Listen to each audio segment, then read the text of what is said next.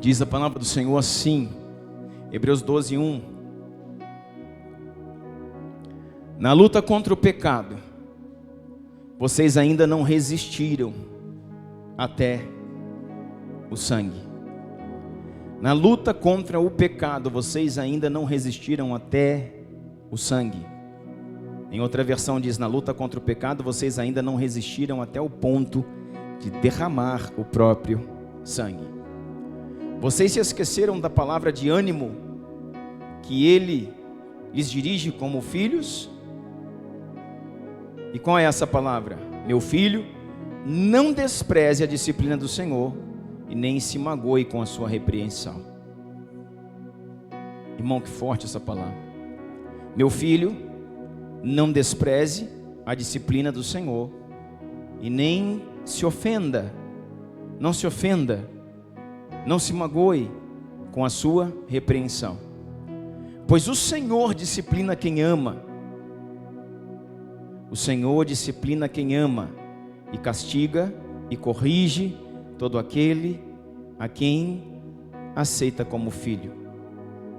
Suportem as dificuldades, suportem as aflições, suportem as crises, recebendo-as como disciplina. Deus os trata como filhos. Pois qual é o filho que não é disciplinado por seu pai?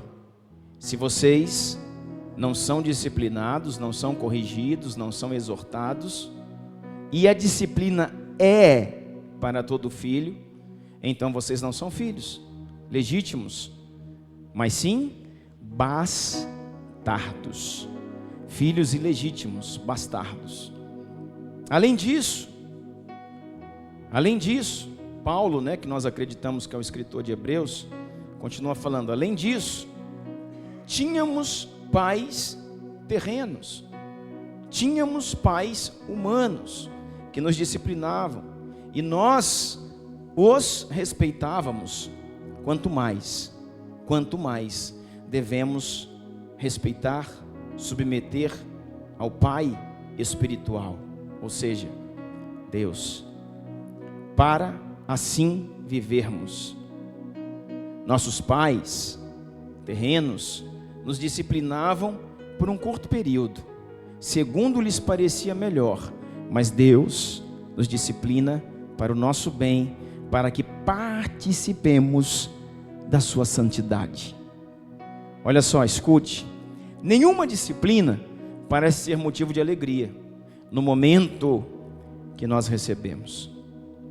Nenhuma disciplina parece ser agradável, motivo de alegria no momento que nós a recebemos, mas sim motivo de tristeza. Mais tarde, porém,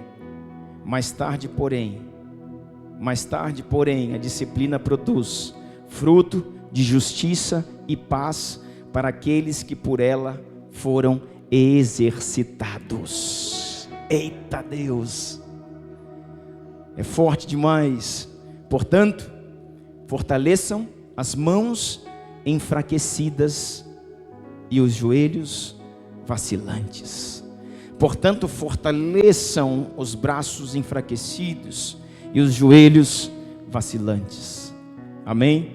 Senhor meu Deus e Pai, Rei de reis, Senhor de senhores, aquele que era, aquele que é, aquele que há de vir, Espírito da verdade que o mundo não pode receber, nós invocamos a Tua presença, invocamos o Teu poder que em nós opera, invocamos a glória do Senhor neste ambiente. Nós invocamos, Pai, a instrução, nós invocamos a exortação, nós invocamos o conselho do Senhor.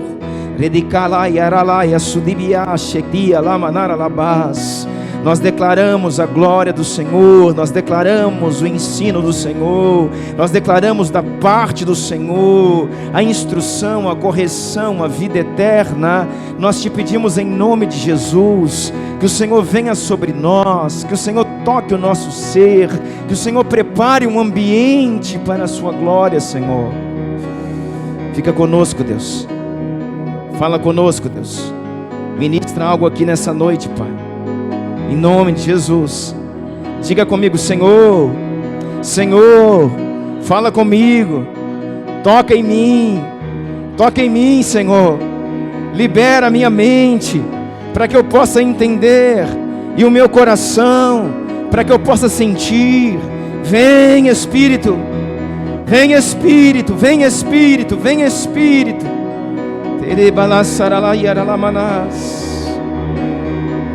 Vem Espírito, vem Espírito. Amém, queridos.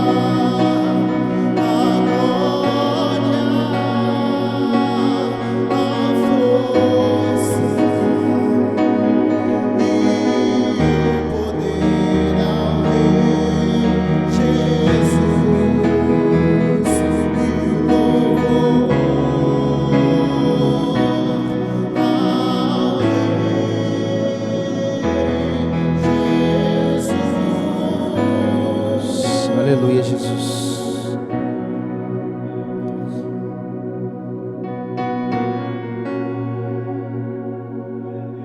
Na luta contra o pecado, vocês ainda não resistiram até o sangue. Irmãos, essa palavra pecado aqui, no original grego, é a palavra amartia. Essa semana Deus falou muito ao meu coração nesse texto. Eu acabei compartilhando com os nossos líderes numa reunião na quinta-feira, e no sentido de entender o que é amartia. Muitas vezes a gente entra nesse texto e diz: na luta contra o pecado ainda não resistimos até o sangue. E essa mensagem é uma mensagem do Senhor, uma mensagem de exortação, uma mensagem onde Deus vem, sabe, mexendo com os seus filhos, falando sobre correção, falando sobre instrução, falando sobre disciplina. Por quê, pastor? Porque Deus corrige, irmãos, o filho que ama. Irmãos, não existe amor sem correção. Não existe amor sem disciplina. Deus corrige o filho a quem ama. Esse texto é claro em dizer assim: olha, se vocês estão sem correção, está sendo corrigido? Não. Se vocês estão sem correção e a correção é para todos os filhos, então vocês não são filhos legítimos, vocês são bastardos. Já ouviu a palavra bastardo? Uma palavra forte, né? Significa, irmãos, um filho ilegítimo, um filho fora da aliança, alguém gerado em bastardia, gerado de uma quebra de aliança. Bastardo, um filho ilegítimo. E o Senhor vem dizendo que uma das classificações, um dos apontamentos para alguém que vive um evangelho sem correção é bastardia. É alguém que não é legítimo, não está numa aliança legítima. Porque quem está na aliança legítima do Senhor, irmãos, ele está debaixo da correção do Senhor. E isso deveria ser para nós motivo de alegria. E o texto é tão forte em dizer: está certo, que ninguém, irmãos, ao ser corrigido, celebra. Ninguém ao ser corrigido se alegra, celebra, fica feliz. O texto diz que para toda correção, irmãos, no momento da correção, a gente recebe com tristeza. No momento da correção, a gente recebe como angústia. Mas a Bíblia diz que todos aqueles que são experimentados pela correção, todos aqueles que se submetem à disciplina, receberão, irmãos, justiça e paz. Você está entendendo isso, cara? Receberá justiça e paz. Por quê, irmãos? Porque a médio prazo, a longo prazo, a correção, irmãos, gera frutos em nossa vida de justiça e de paz. Por isso o Senhor vem nesse texto nos convidando a entrar nesse lugar, nos convidando a nos permitir ser moldados pela sua palavra, pela sua correção, pela sua disciplina. Eu disse para você que reuni os líderes lá na quinta-feira, pastor Humberto, pastora Vanessa, eu ministrei algo com eles falando sobre isso e disse para eles assim: eu quero fazer um pacto com vocês, eu quero fazer uma aliança com vocês para o ano que vem. E eles ficaram cheios de expectativa, assim, né, cheio de curiosidade naquilo que eu iria falar. E eu falei: eu quero fazer um pacto, eu quero prometer para vocês que no ano que vem eu vou disciplinar vocês muito mais do que nesse ano. Eu vou corrigir vocês muito mais do que nesse ano. Eu vou puxar a orelha de vocês muito mais do que nesse ano. Por quê, irmãos? Porque eu desejo amá-los muito mais. Porque eu já os amo, mas eu quero aumentar na medida de amor e cuidado com vocês. E o que Deus me trouxe essa semana foi: Ele repreende, Ele corrige, Ele disciplina o filho a quem ama. E vou dizer: quanto mais amor, mais correção. Quanto mais amor, mais cuidado. Quanto mais amor, a linha mais fina. Você está entendendo isso? Quantas vezes, irmãos, quantas vezes eu falei para os meus filhos, eles chegaram com questionamento, né? Ah, mas fulano de tal faz isso, mas o coleguinha faz isso, mas lá na sala faz isso. E a palavra sempre é: o fulano de tal, o coleguinha, o Joãozinho, a Mariazinha não são os meus filhos. Vocês são os meus filhos. E a minha correção está sobre vocês. A minha correção, o meu cuidado está sobre vocês. Estava conversando, irmãos, também com um dos líderes nossos lá na igreja essa semana, e falando acerca dessa terra que nós adquirimos lá. Estamos vendo uma série de coisas, de papéis, de contrato, de permissões, de coisas para ligar energia, poço artesiano para furar, e tudo é imposto, tudo é documento. E a gente começou a ver, irmãos, que um monte de gente não faz nada do que precisa ser feito. E eu falei para esse irmão: nós precisamos, sabe, dar licença para isso, dar licença para aquilo, dar licença para o poço, depois da licença do poço é a outorga do poço, e depois fura poço. E ele falou assim: pastor, eu mexo com essas coisas, com terra, o fulano de tal também mexe. Ninguém tem outorga de poço. E não acontece nada. Eu falei: não acontece nada com eles, comigo acontece. Porque o Senhor me ama mais. E tudo que eu faço, irmão, tudo que eu faço, que todo mundo faz, não acontece nada. Se eu fizer errado é pau, lá no dia seguinte. Sabe por quê, irmãos? Não é porque eu sou mais arado, é porque Ele me ama mais. Isso é como eu me sinto. João falava isso. A Bíblia, irmãos, Jesus nunca falou para João que ele era o discípulo mais amado. Nunca. Jesus nunca chegou para ele e falou: eu te amo mais do que os outros. Mas na Bíblia está escrito: João, o discípulo mais amado. Mas quem falou isso? Ele mesmo. Foi ele que escreveu. Isso está no Evangelho de João, que João é o discípulo amado. E por que, irmãos, ele escreveu? Porque ele se sentia, cara. Ele se sentia amado, ele se sentia o mais amado. Você está entendendo isso? Mas sabe o que eu quero que você entenda, irmãos? Tem muita coisa que na vida dos outros não acontece. Tem muito erro que as pessoas caminham no erro e vai indo, vai empurrando com a barriga, e não vira nada. Mas eu já tive várias vezes essa experiência, irmãos. É você triscar o pé fora da linha, triscou o pé fora da linha, Aí um dia eu falei: o Senhor está de brincadeira comigo. O Senhor não pode ser assim, não pode ser assim. Um dia, irmãos, eu esqueci minha carteira de motorista. Não é que eu não tinha carteira não, nem que estava vencida, nada disso. Eu esqueci a carteira de motorista, tem muitos anos isso, em casa. E eu estava vindo para cá, para Uberlândia. Ainda tinha aquele posto policial ativo lá, não tinha pedágio, ainda não era nem mão dupla, tinha a polícia lá na saída de Araguari para Uberlândia. Não tinha carteira digital, que é uma bênção hoje, né? Que no celular se abre os documentos tudo digital, tinha que ter a carteira. E eu estou saindo, irmãos, ali já na Coringa Veículos, saída de Araguari, eu ponho a mão no bolso, cara, esqueci minha carteira, não é possível, pegando a estrada. E eu falei, eu não vou voltar para casa, lá do outro lado da cidade buscar a carteira. E eu falei assim, nessa passagem aqui, todo dia eu estou com carteira, irmão, eu nunca fui parado. Tem anos e anos que eu passo aqui, sempre, tem dia que tem guarda, tem dia que não tem, mas nunca me pararam. E com certeza não é hoje que vai parar, né, irmão? Você adivinha? E vou dizer uma coisa para você, irmão, na minha frente tinha uma Brasília velha, com pneu careca e a placa amarrada de arame. E o policial falou para ele, passa, e para mim falou, para, cadê sua carteira? Eu falei, eu esqueci em casa. Então é ferro, irmão. Você está entendendo isso? Aí você fala, Senhor, por quê? O Senhor fala isso, porque eu te amo mais. E quanto mais se ama, mais disciplina. Quanto mais se ama, mais se corrige. Quanto mais se ama, mais Deus, irmãos, sabe, nos direciona. Estava falando isso com a minha esposa essa semana, falando, não é possível. Eu tenho que orar triplicado, porque não pode.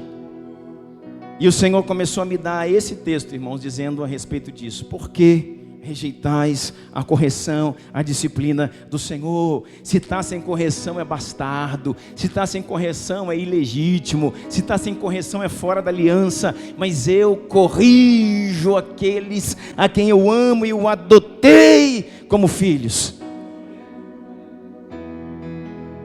Você está entendendo isso? Por que você chama a atenção de um filho, irmãos? Por que você senta com um filho seu e chama a atenção? Por que você chama a atenção de uma filha, senta e traz ali coisas diretivas? Às vezes você precisa até ser duro com um filho, para que ele acorde, para que ele entenda. E tudo isso tem a ver com o que, irmãos? Com amor. Irmãos, quem não disciplina não ama. Quem não corrige não ama. Quem não baliza não ama. Por isso eu fiz ali com os nossos líderes um acordo. Ano que vem eu vou puxar mais a orelha de vocês. Porque o Senhor me deu essa palavra dizendo que a correção está dentro do amor. A disciplina, irmãos, e o amor caminham juntos. Amém, irmãos? Agora deixa eu explicar uma coisa para você. Na luta contra o pecado, você ainda não resistiu até o ponto de derramar o sangue. Aí eu abro aqui o meu Strong, eu abro aqui a minha referência, grego hebraico. Eu descubro que pecado aqui é amartia. Escuta isso, muito interessante. Aí eu vou percorrer biblicamente o que é amartia. E o sentido mais real do que é a amartia desse termo vem do seguinte: naquela parede preta tem um alvo. E para eu acertar o alvo, eu pego a minha flecha, arco e flecha, assim funcionava naquele tempo, e vou atirar a minha flecha no alvo. Mas por uma distração, mas por uma não concentração, por algo que no momento, atrapalhou a liberação da minha flecha, eu errei o alvo. E quando eu errei o alvo, o errar o alvo é o termo amartia, aquele que erra o alvo. Aí fui estudar mais, eu falei, cara, interessante isso, achei interessante.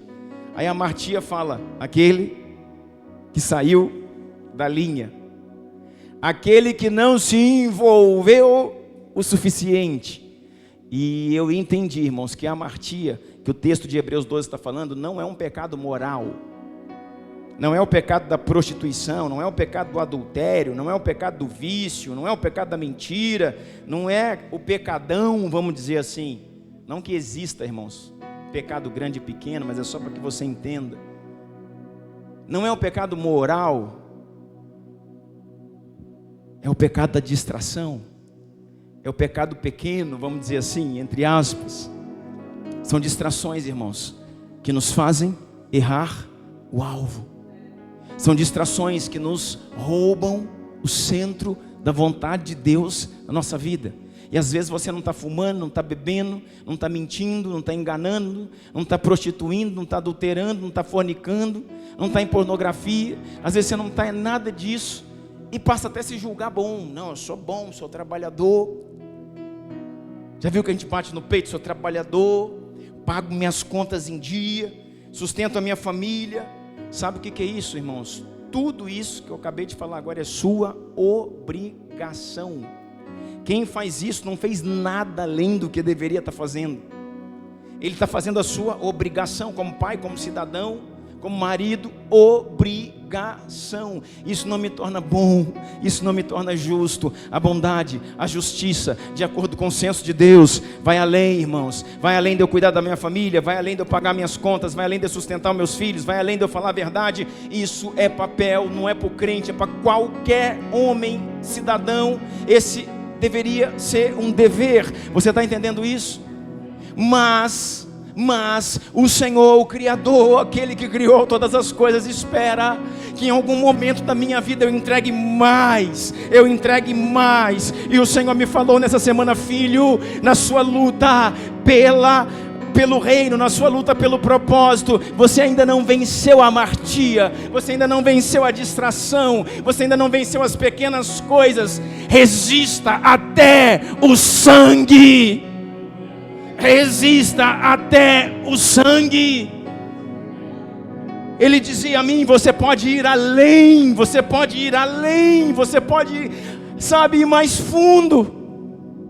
Não é as águas pelos artérios, não é as águas nos joelhos, não são as águas pelos lombos, são as águas, irmãos, que nos vão fazer passar a nado. São as águas do Senhor que nos conduzirão.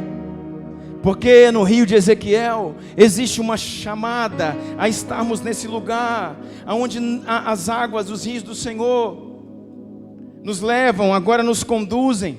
Porque enquanto a água, irmãos, está nos meus artérios, eu ainda vou para onde eu quero. Se me colocarem numa piscina, se me colocarem num rio, mesmo que esse rio tenha uma correnteza para a direita, mas se eu quiser vir para a esquerda, se a correnteza está nos meus pés, eu consigo.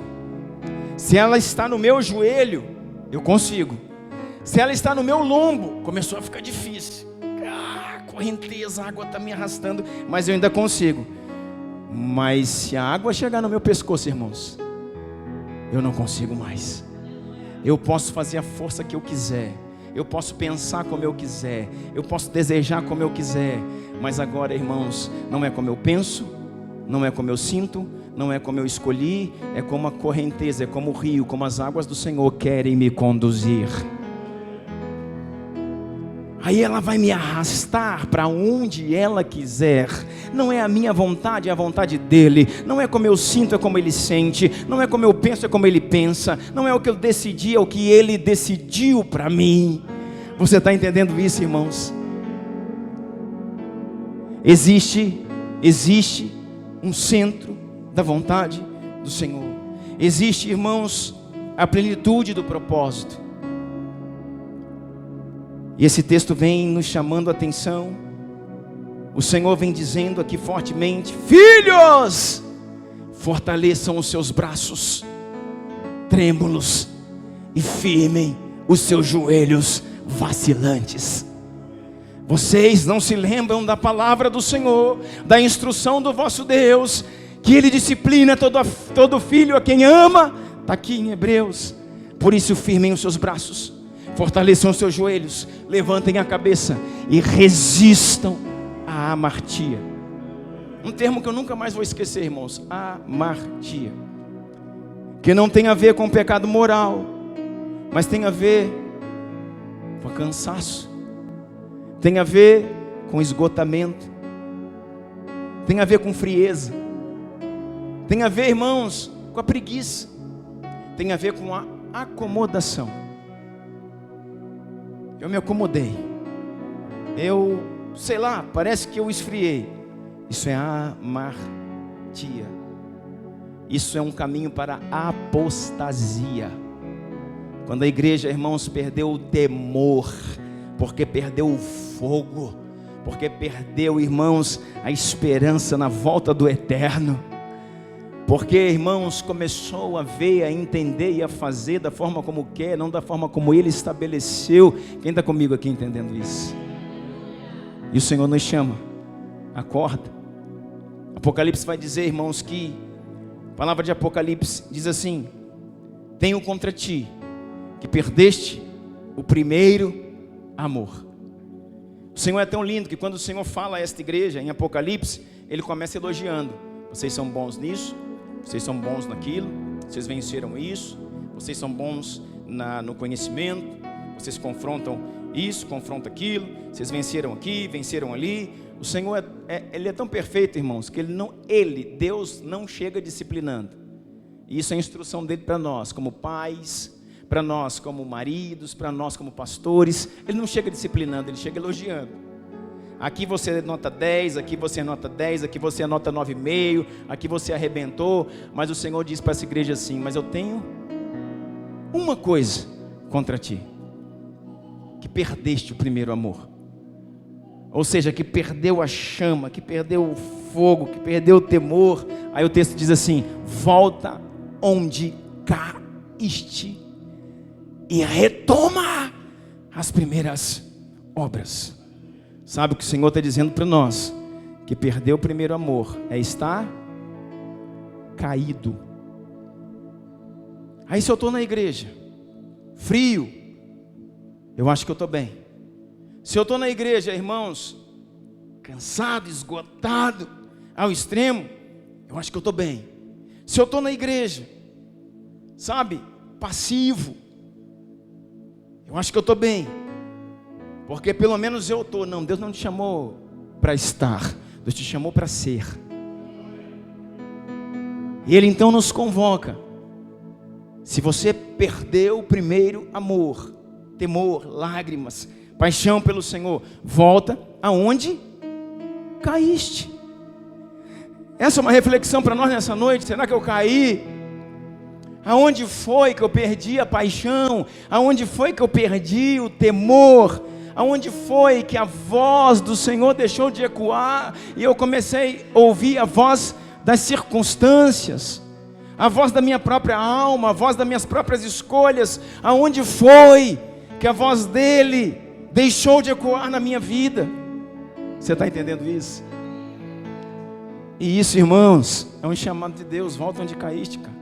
Você está caído. Por quê? Porque nós, na nossa autoanálise, Deus está falando umas coisas sérias aqui para mim, irmãos,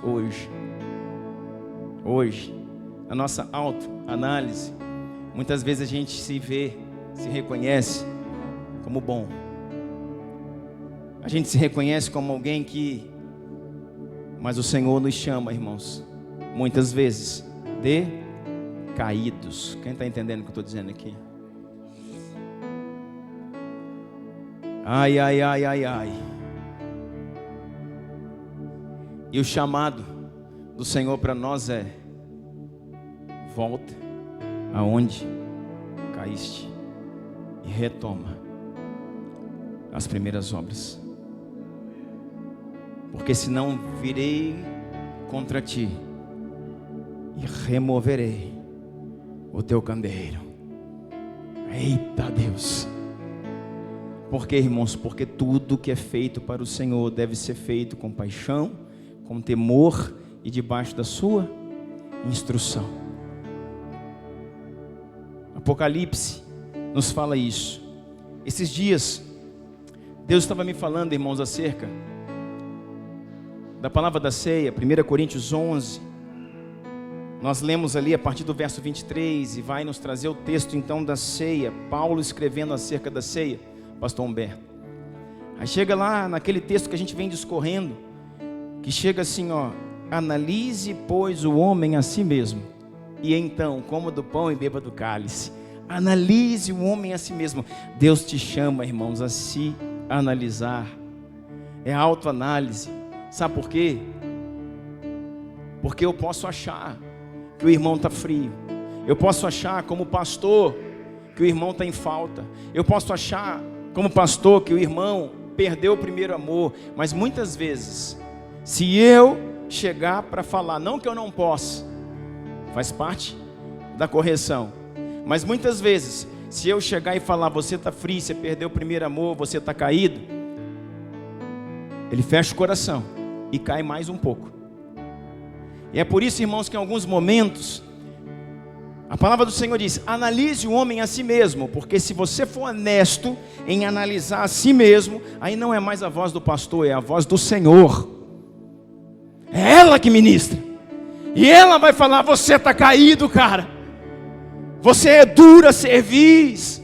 Você não me ouve, você não se inclina. E aí, irmão, você não vai brigar com o Espírito Santo, porque Ele é capaz de convencer o homem do pecado, da justiça e do juízo. Ele sonda o coração, esquadrinha o pensamento, para dar a cada um segundo as suas obras. Você está entendendo isso? Qual é o nosso problema? É que muitas vezes, irmãos, não somos honestos em falar para o Senhor: como eu estou, Senhor? Quem sou eu, Senhor? Nós não somos honestos em fazer uma autoanálise. Examine o homem a si mesmo. Sabe qual é o problema? Escuta isso, se eu não me autoanalisar, alguém vai me analisar. Eu posso me autoanalisar e aí eu ouço o Espírito do Senhor, não o Espírito do pastor. Mas se eu não me autoanaliso, alguém precisa me analisar. Aí eu vou ter que ouvir a voz de outro falando, irmãos. Agora deixa eu falar uma coisa para você. Se eu não ouço o Senhor, eu vou ouvir o pastor, irmão? Se eu não ouço o Senhor, eu vou ouvir o profeta? Eu vou ouvir o intercessor? Sim ou não? Não, irmão. Por isso, há um chamado do Senhor para que nós possamos nos autoanalisar. Tenho contra ti que perdeste o primeiro amor. Volta onde caiu. Retoma as primeiras obras. Vai tomar a ceia? Analise o homem a si mesmo. Sonde o seu próprio coração, suas verdades, seus caminhos. Deixa eu dizer uma coisa para você, irmãos. E todas as vezes que você escute isso, todas as vezes que você sondar o seu coração de forma honesta, você vai se encontrar insuficiente. Todas as vezes que você analisar o seu coração de forma honesta, você vai se sentir insuficiente, falho. Porque se você analisou e se achou bom, você não está, irmãos, se analisando de forma justa, coerente. Você está entendendo isso? Eu queria, irmãos, que você entrasse nesse lugar. Na luta contra a amartia, vocês ainda não resistiram o que podem resistir. Esses dias eu lembrava do pastor Wellington, um dos nossos pastores lá ministrando nas primícias do ano passado. Ele batia no peito assim, chorava. Essas coisas são registradas no meu coração, no meu pensamento. Ele dizia assim: o que é que você vai entregar para o Senhor naquele dia? Quais serão as renúncias, os feitos? Quais serão os memoriais que você ergueu diante da sua presença naquele dia? O que será contabilizado no grande dia quando o Senhor te chamar para prestar contas? E você vai apresentar o quê? Não, eu fui 2 dias, 3 dias na vigília. Sexta-feira agora nós estávamos em vigília. Poucos irmãos, mas são os poucos que sustentam a igreja em oração. Poucos irmãos. Mas o que você vai apresentar para o Senhor? Olha, Senhor, sabe aquelas vigílias que o pastor Douglas fez lá no final do ano de 2025? Eu fui em todas as vigílias. É isso que você vai apresentar para o Senhor? O que ele falava isso, irmãos, lá nas primícias? O que você vai apresentar para o Senhor? Você vai dizer assim: poxa, eu não tinha carro, ou meu carro estragou, eu fiquei sem carro, então eu ia para a igreja de bicicleta. Você vai apresentar isso para o Senhor? E um já começou a olhar para o outro assim: rapaz, isso é um sacrifício, né? Isso é difícil. E ele dizia: é isso que você vai entregar para o Senhor? O que você vai entregar para o Senhor naquele dia? Você vai dizer: sabe, pastor, sabe, Deus, no dia, aquele dia que deu aquele temporal, eu fui para a igreja. Metade da igreja faltou, mas eu estava lá, cheguei todo molhado. É isso que você vai entregar para o Senhor? Aí, irmãos, ele dizia: vamos abrir Hebreus capítulo 11 e entender o que fizeram aqueles que vieram antes de nós. Nunca mais eu vou esquecer essa mensagem. E é só isso que ele falou. Pela fé Abel, pela fé Enoque, pela fé Sadraque, Mesaque, Abednego, pela fé, pela fé, pela fé, pela fé, pela fé, pela fé, as renúncias, as entregas. E o texto termina dizendo: homens que o mundo não era digno deles. Aí o Senhor vem dizendo para nós, Hebreus 11 no final diz assim: eu vou dizer uma coisa para vocês, eu reservei para vocês algo superior. Eu preciso ler isso aqui. Irmãos, eu não tenho nada disso aqui, eu estou só caminhando no que o Senhor está falando, mas eu preciso ler isso aqui, que o Senhor me trouxe agora na minha mente. Hebreus 11, vamos lá no final diz assim, põe aí no 34, Hebreus 11, 34, projetou, olha lá, pega no espírito. Apagaram o poder do fogo, escaparam do fio da espada, da fraqueza tiraram forças, tornaram-se poderosos na batalha e puseram em fuga exércitos estrangeiros. Houve mulheres que pela ressurreição tiveram de volta os seus mortos. Alguns foram torturados e recusaram ser libertos para poderem alcançar uma ressurreição superior. Outros enfrentaram zombarias. Você já passou isso, irmãos?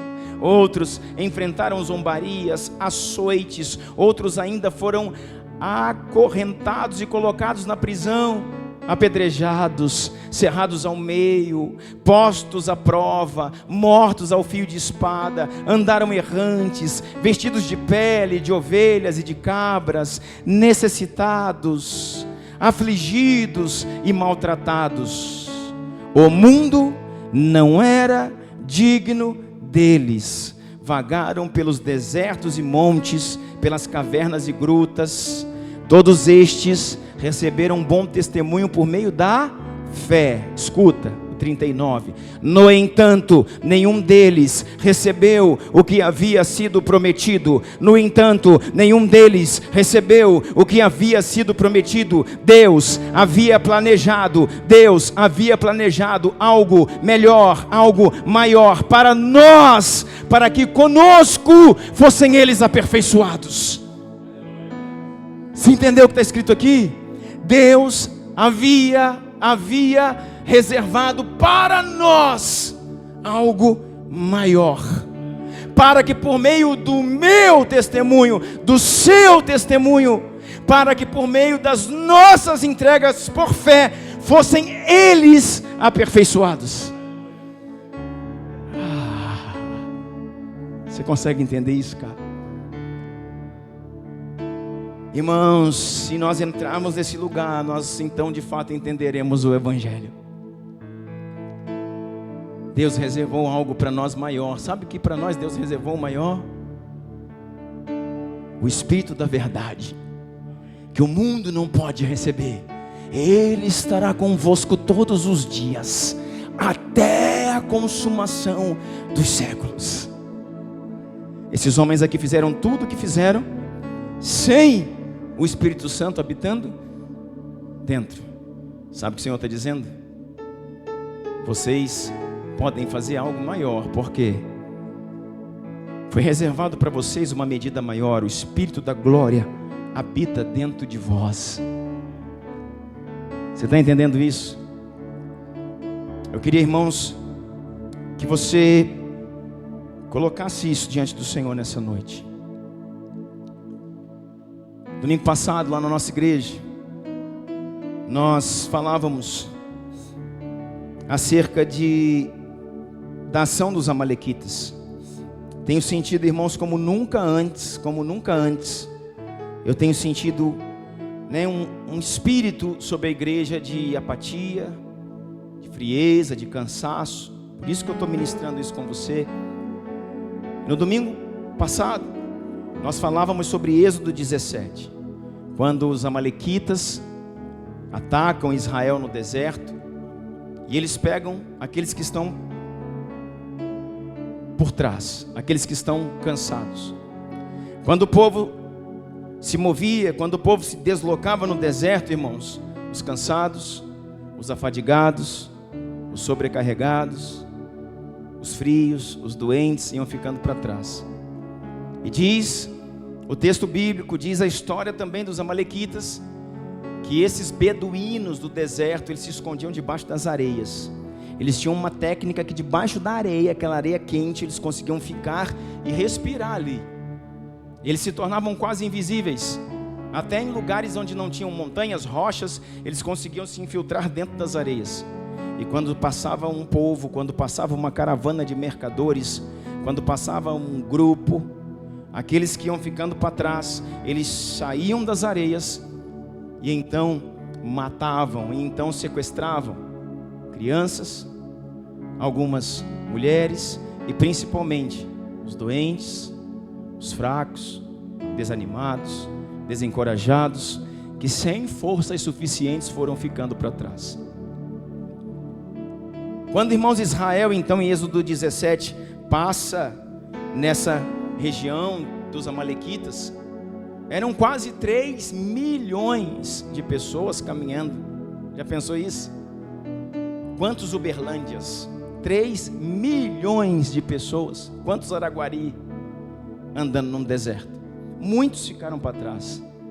Mas quando saem esses beduínos mercenários das areias, começam então a matar, começam então a sequestrar. E o Senhor então chama Moisés, diz: Moisés, Moisés, tome providências. Moisés, faça alguma coisa. Meu povo está sendo destruído.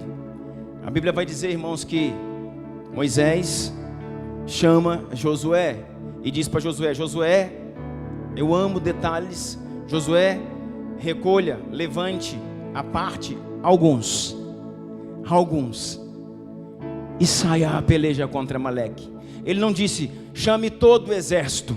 Ele não disse: chame todos os homens. Ele não disse: chame todo o povo. Ele diz: chame alguns. Sabe por quê, irmãos? Porque em todo tempo alguns estarão dispostos a empunhar a sua espada em nome do Senhor e do seu povo e do seu propósito. Chame alguns. E ele pegou, chamou alguns. Eu penso que ele selecionou a dedo os melhores, os mais preparados, aqueles que eram hábeis na guerra, e falou: olha, você então vai na guerra contra Amaleque, e eu vou subir o cume do monte. Eu vou subir no monte, e amanhã, ao amanhecer, eu estarei lá no cume do monte intercedendo.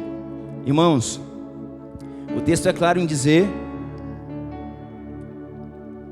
e você sabe disso, que enquanto Moisés permanecia com as mãos erguidas, a Bíblia fala claramente que Josué vencia a batalha. Moisés estava vendo isso claramente, que enquanto ele com as mãos erguidas intercedia, profetizava, declarava, Josué, seu filho espiritual, na terra vencia, na terra avançava, na terra conquistava. Enquanto Moisés intercedia, Josué avançava. Moisés, irmãos, aqui tinha mais de 80 anos. Era um senhor, um homem já idoso. Os braços iam cansando. Batalha, sabe, terrível, tensa. O texto traz mais um detalhe, que todas as vezes que Moisés baixava o braço, eram os amalequitas que começavam a vencer. Então às vezes Moisés olhava, Israel estava vencendo. Às vezes Moisés olhava, eram os amalequitas que estavam vencendo. Às vezes Moisés olhava, Josué avançava. Às vezes Moisés olhava, Josué retrocedia. Isso nos fala, irmãos, de uma batalha intensa, de uma batalha difícil, de uma batalha, irmão, singular, de uma batalha que tem que ser, sabe, vencida no que, irmãos? Na espada e na oração. na intercessão. Moisés viu isso claramente, mas Moisés estava muito cansado. Mas sabe o que acontece, irmãos? Num determinado momento, quando ele percebeu que o que estava vencendo a guerra não era só a espada de Josué, mas era a intercessão de Moisés. Quando ele percebeu isso, e quando ele também entendeu que ele, Moisés, o pai, o intercessor sozinho, também não conseguiria fazer o seu papel, ele lembra, irmãos, que com ele tem dois também que subiram o monte: Arão e Hur. Arão e Hur.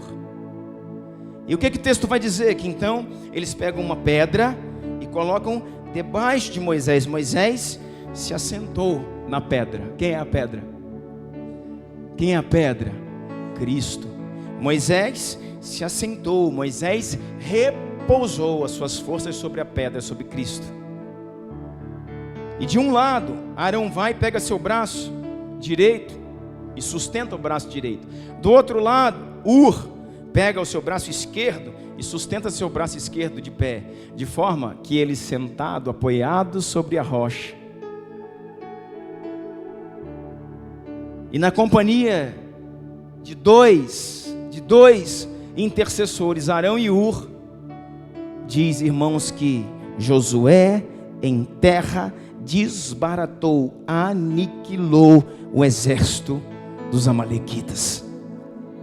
Sabe o que eu quero dizer para você? Nós vamos orar agora mesmo. Sabe o que eu quero dizer para você?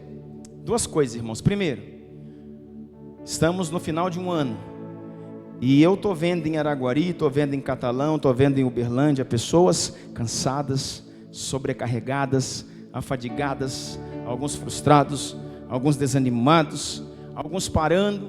Lá na igreja de Araguari eu senti falta de alguns. Eu falei, cadê? E não são, irmãos, pessoas novas, não são pessoas fracas, são pessoas antigas na fé, são pessoas antigas no nosso meio, são guerreiros. Eu senti falta de alguns guerreiros. Aí fizemos um mapeamento e falei, vamos atrás do fulano, do ciclano, do beltrano, vamos atrás dessas pessoas. E fomos ver, irmãos, cansaço, fadiga. E o Senhor começou a falar fortemente ao meu coração, e eu ministrei domingo sobre a igreja, dizendo, existem algumas lutas, irmãos, que você não vencerá somente na espada, você precisará de um intercessor. Existem algumas lutas que você não vence na espada. Pastor, o que é espada? Espada, irmãos, é a habilidade que Deus te dá para algo. Espada é o meu diploma, espada é a minha profissão, espada é o meu negócio, espada é o curso que eu estou fazendo e acho que com ele eu vou arrebentar a boca do balão. Espada fala de tantas coisas, de um serviço, de uma habilidade, de um diploma. Espada fala de um talento, de um dom, até para se mover na igreja. Espada. O Senhor estava dizendo claramente para mim, existem lutas nesses dias que você não vencerá somente na espada. Você vai precisar localizar o monte. Localizei, ali está o monte. E localizar o seu intercessor. E localizar quem é o homem que Deus levantou sobre a sua vida para erguer as mãos e liberar sobre você vida. Liberar sobre você bênção. Liberar sobre você bem-aventuranças. É assim que funciona o reino de Deus. Irmãos, eu sou um pastor, né? Eu sou um homem de Deus à frente, conduzindo 3 igrejas. E muitas vezes, irmãos, eu começo a olhar em volta, procurar um monte e procurar os meus intercessores. Porque a luta está pesada, a luta está acirrada. Então, irmãos, eu preciso muitas vezes acionar o meu pastor para casos específicos, dizendo, pastor Luiz, Hermínio, me ajude. Ore por mim, cubra a minha vida. Manda mensagem lá, explique coisas que são pontuais. Quantas vezes, irmãos, Sabe, no auge dos meus 47 anos, quase 48. Quantas vezes, irmãos, eu tenho no meu coração a imagem, mas eu sinto falta de ver a minha mãe com as suas mãos erguidas, intercedendo por mim. Falava isso domingo lá na igreja em Araguari. Quantas vezes, irmãos, da idade do meu Heitor, com 12, com 11, com 13 anos, a gente levantava cedo. Nós estudávamos no colégio militar. O colégio militar era muito longe da onde a gente morava. A gente saía para o colégio na parte da manhã, ainda estava escuro ainda, porque a aula começava às 7. Da onde morávamos até o colégio dava mais ou menos 1 hora. Então a gente tinha que pegar o ônibus às 6. Então tinha que acordar às 5, tomar café, muitas vezes escuro, para ir para a escola todos os dias. E minha mãe acordava, colocava para nós o café, preparava para nós um lanche para que a gente pudesse levar. Eu lembro de cada lanche, irmãos, de cada embalagem, de cada momento. E lembro de sair da porta de casa e uma mão levantada, profetizando, declarando, criando acessos que nos protegeram até aqui.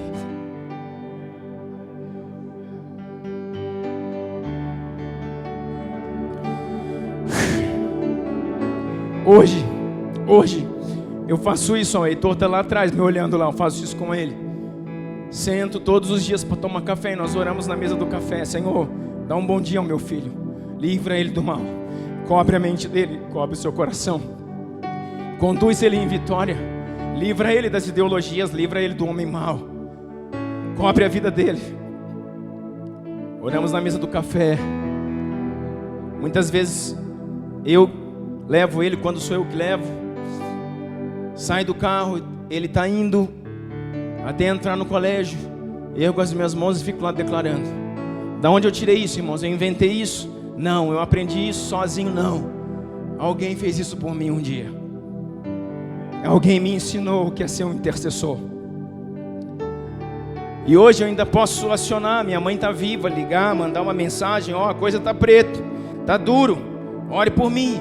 E eu tenho certeza, irmãos, que se ela receber uma mensagem, naquela noite ela não vai dormir. Eu tenho certeza que ela vai orar durante toda uma noite. Por isso que às vezes até evito de pedir. Peço para algo que seja de fato necessário. Mas às vezes, irmãos, com quase 50 anos, eu fecho os olhos e sinto a falta daquelas mãos erguidas perto de mim, declarando algo sobre a minha vida. Eu quero dizer para você aqui no final dessa mensagem, existem batalhas que você não vai vencer sozinho, cara. Você vai precisar localizar um intercessor. Você vai precisar encontrar o seu pastor, você vai precisar encontrar um pai espiritual, você vai precisar encontrar um amigo, um irmão, alguém que está disposto a subir no monte enquanto você maneja a sua espada. Existem batalhas que não vencemos sozinhos. Nós descredibilizamos isso, sabia? Hoje é muito raro eu receber na igreja daquele tamanho de Araguari alguém dizendo: pastor, vou fazer algo, ore por mim, cubra a minha vida.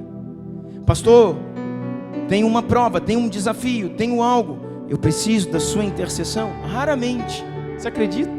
Numa igreja daquele tamanho. Por quê? Porque nós estamos, irmãos, numa era que nós nos tornamos autossuficientes. Eu sei orar, eu sei me defender, eu sei buscar a Deus. Josué, irmãos, é um dos guerreiros mais exímios que a Bíblia já viu, se não for o maior deles. Josué só briga, só disputa com Davi para ser o homem, o guerreiro mais forte, mais técnico que a Bíblia já teve. E ele, irmãos, sem a intercessão de Moisés, perderia a batalha contra os amalequitas. Quero voltar a dizer para você, existem batalhas que você não vai conseguir sozinho. Ainda que você seja maduro na fé, conhecedor da palavra, muito tempo de igreja, ainda que a sua espada esteja bem afiada. Eu tenho um diploma, eu tenho isso, eu tenho aquilo, eu tenho um trabalho.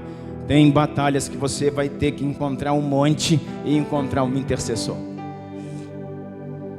As vigílias que temos feito lá toda sexta-feira até o final do ano, nós temos uma vigília toda sexta-feira às 22 horas. E existem umas mulheres, irmãos, mulheres, e isso aqui eu tenho que dar o braço a torcer, mulheres intercessoras. E elas estão lá, pelejando comigo. Existem alguns, é um pouco número, mas elas não faltam, umas 4, 5 mulheres. E quando elas dobram o joelho, irmão, para interceder, algo extraordinário acontece. E elas clamam, irmãos, pela minha vida, pela minha casa.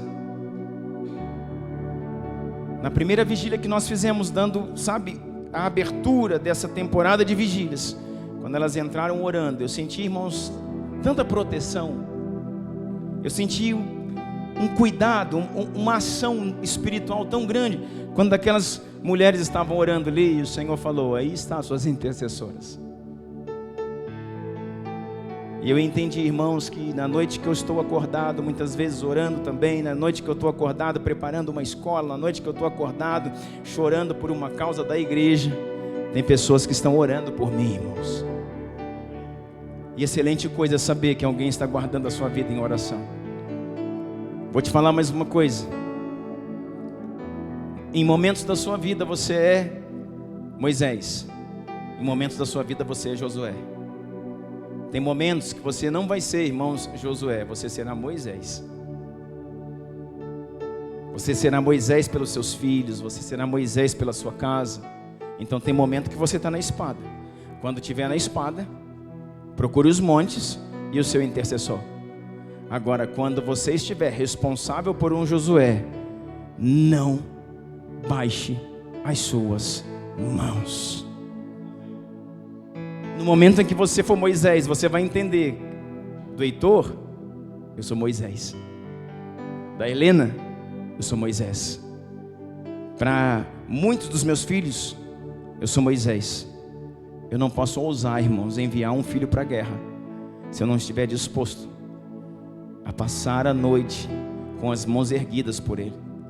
Porque tantos e tantos e tantos filhos têm se perdido nas ruas, no crime, nas drogas, nas universidades, porque nós enviamos os filhos para o mundo, enviamos os filhos para a universidade, para a guerra, mas não estamos dispostos a erguer as nossas mãos nos montes e a interceder de dia e de noite, de dia e de noite. Senhor, guarde a tua herança. Então eu quero dizer isso para você, querido. Se você é Moisés de alguém, não desça do monte, não baixe suas mãos. Se precisar, conte com Arão e Ur, eles também estarão lá para te ajudar. Mas no momento em que você for Josué, não baixe sua espada, irmão, e procure o Moisés. Você vai entender o que eu estou dizendo. Nos próximos dias você vai entender que às vezes você é Moisés, às vezes você é Josué. Às vezes você é Moisés, às vezes você é Josué. Às vezes você peleja na terra, às vezes você peleja no céu. Às vezes você usa espada e às vezes você usa intercessão. Amém? Eu quero orar com você. Eu quero que você entenda isso. Talvez aqui existam pessoas cansadas, sobrecarregadas, aflitas, desanimadas. Não permita, irmãos, que o espírito de Amaleque te alcance. O texto de Êxodo, 17, diz assim: e o Senhor fará guerra com Amaleque de geração em geração. Escuta isso. O Senhor fará guerra, Êxodo 17, verso 16. O Senhor fará guerra contra Amaleque de geração em geração. Sabe o que isso quer dizer? Escute. Os amalequitas como povo não existe mais. Os amalequitas como povo ficaram na história. Mas os amalequitas como espírito ainda existem hoje. Os amalequitas como uma ação espiritual que mata os fracos, que mata os frios, que mata aqueles que ficaram para trás, ainda existe hoje. Como eu posso afirmar isso? E o Senhor falou a Moisés: que faria guerra contra Amaleque de geração em geração. As gerações passaram, e nessa geração o Senhor continua fazendo guerra contra Amaleque. Continua existindo um espírito nas areias da vida que quer capturar aquele que está indeciso, aquele que está fraco, aquele que está frustrado, aquele que está frio, aquele que desanimou, aquele que talvez você olha do lado aí, não está aqui, cadê? Hoje, irmãos, anote o nome daqueles que faltaram hoje.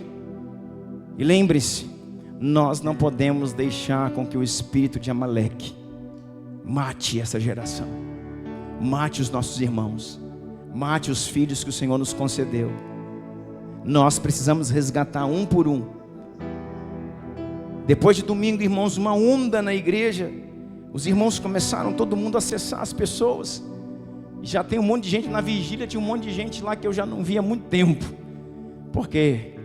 Porque nós estamos, irmãos, recrutando, trazendo de volta aqueles que estavam sendo acionados, acessados pelo espírito amalequita. Talvez você aqui dentro dessa igreja seja alguém. Pastor, sinto um peso. Irmãos, não é aquele cansaço que você, sabe, trabalhou demais, aí você chega em casa, cara, que cansaço. Aí você dorme uma noite bem, acorda bem. Não é disso que eu estou dizendo. Não é um dia que você está na igreja, um sono, porque você não dormiu bem naquela noite, trabalhou muito, talvez. Não é isso que eu estou dizendo. É um cansaço que não passa. É um cansaço que passou do corpo para a mente, da mente para a alma. É um cansaço, um peso, sabe, que te traz quase uma depressão, um desânimo, uma frustração, uma frieza, uma vontade de largar disso, de abandonar, irmãos, a fé, os projetos, a família, sei lá, irmãos, a cabeça ruim, o ombro pesado. Eu sei, irmãos, eu sei que pessoas aqui estão se sentindo assim. Eu vou dizer para você uma coisa, não tenho, sabe, vergonha. Eu me senti assim alguns dias atrás, e o Senhor começou a falar algo, e eu acho que Deus permite que a gente, como pastor, passe por algumas coisas, para a gente poder ministrar com mais autoridade. Eu senti um peso, um cansaço, um esgotamento tão grande. Eu falei, eu vou morrer. Aquilo que eu mais tive paixão na minha vida inteira, que é a tua obra, Senhor. Parece que eu perdi o interesse por algumas coisas. Eu senti, irmãos, falta de ar, taquicardia.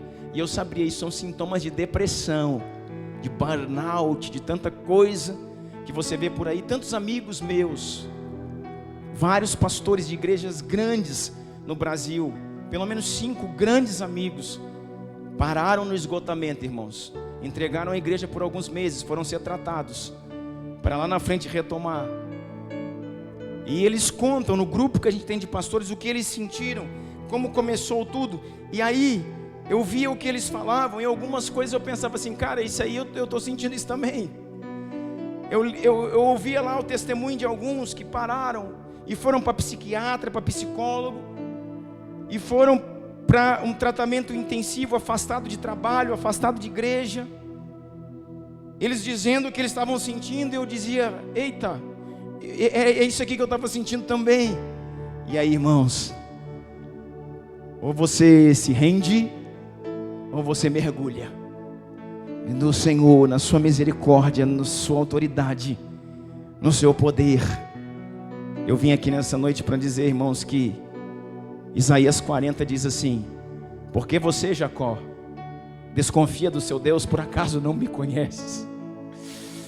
Por acaso não sabe, esqueceu de quem eu sou? Eu sou o céu, eu sou o Deus que mede os céus na palma das minhas mãos. Eu sou o Deus que mede todas as águas dos oceanos, Atlântico, Índico, Pacífico, na concha da minha mão. Por acaso você conhece alguém que me deu conselho? Por acaso você já viu eu cansado? Lê lá Isaías 40. Por acaso esqueceste de quem eu sou? Por que, Jacó? Por que, João? Por que, Maria? Por que, Douglas? Ousas a dizer que eu esqueci de você, que eu não me lembro da sua aflição? Isaías 40 termina dizendo: Até os jovens fortes, os moços, se cansam, se fadigam, se deprimem. Porém os que confiam no Senhor renovarão as suas forças. Renovarão as suas forças. Eles voarão com asas como águias, correrão e não se cansarão. Os que confiam no Senhor renovarão as suas forças. Ele faz forte o cansado e dá vida ao oprimido. Você está entendendo isso? Eu vim aqui nesse final de ano, irmãos, dizer para você, eu sei que alguém aqui dentro, e não são, irmãos, poucos. Eu sei que você está sentindo peso, esgotamento, às vezes confuso com alguma coisa, cansado, mas nós queremos ministrar sobre você um bálsamo. Nós queremos ministrar sobre a sua vida um bálsamo. Nós queremos ministrar sobre a sua vida libertação. Nós queremos ministrar sobre a sua vida que todo espírito amalequita solte os seus filhos, solte o seu casamento, solte a sua vida, em nome de Jesus, em nome de Jesus. Por isso nós vamos começar a adorar aqui agora. Se você, irmãos, quiser vir aqui à frente, eu queria que a bateria não entrasse agora. Eu quero um som, o mínimo possível para a gente pudesse ministrar. Pode deixar a bateria, pudesse deixar só o teclado, talvez o baixo bem baixo. Nós vamos começar aqui a orar, irmãos. Eu não posso sair daqui sem ministrar com você. Nós temos outros pastores aqui nessa casa, e eu queria da ajuda de vocês para declarar vida àquele que está cansado, para declarar vida àquele que está confuso, para declarar fogo àquele que está frio. Se você quiser sair do seu lugar e vir aqui na frente, nós vamos ministrar com você o fôlego de Deus. Nós vamos ministrar sobre você o fôlego de Deus. Nós vamos ministrar sobre você que toda ação de Amaleque solte a sua vida, solte a sua casa, solte a sua família. Satanás não vai esfriar você. Satanás não vai trazer confusão na sua mente. Satanás não vai fazer você desconfiar, você desacreditar.